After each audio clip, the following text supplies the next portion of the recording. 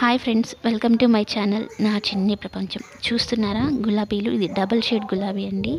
మొక్క చిన్నదే కానీ ఫ్లవర్స్ చూడండి ఎంత పెద్దగా వచ్చిందో.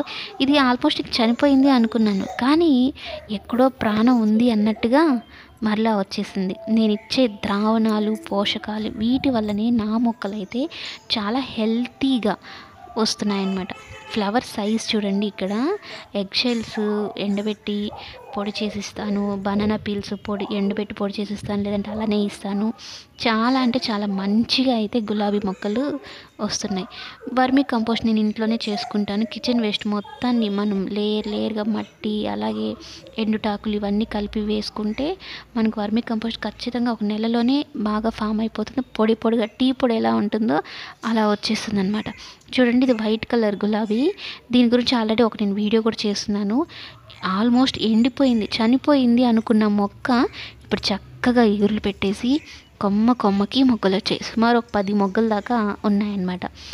ప్రతి దానికి నేను ఇంట్లో ఉన్న పశువుల ఎరువు కూడా నేను వేయట్లేదండి.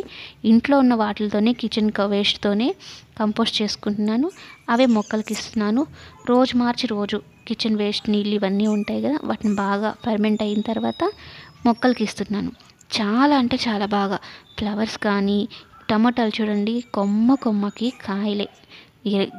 చెట్టే కింద పడిపోయేంతలాగా అయితే కాయలు వచ్చేసాయి. ఇది రెడ్ కలర్ గులాబీ అండి. కింద నుంచి కూడా కొమ్మలు రావడం స్టార్ట్ అయ్యాయి. రెడ్ కలర్ గులాబీ చాలా పెద్ద సైజులో అయితే పూస్తుంది. ఈ చెట్టు కూడా నేను ఆల్రెడీ ఒక వీడియో పెట్టున్నాను, ఇంట్రెస్ట్ ఉన్న వాళ్ళు చూడండి. ఒక కొమ్మ అయితే గాలికి ఊడి పడిపోయిందండి. 2 మొగ్గలు ఉన్నాయి. అలా కొమ్మను చూసి చాలా బాధ అనిపించింది. ఇది ఒక చిన్న ఆశ, గుచ్చితే మరలా బ్రతుకుతుందా లేదా అని. బ్రతుకుతుందంటారా? కొమ్మలతో కూడా గులాబీ మొక్కలు బ్రతుకుతాయా లేదా అనేది ఒకసారి చూడాలి. వస్తే గాడ్ నా దగ్గర ఉన్నాడు, నా అందున్నాడు అన్నట్టు అనుకుంటాను.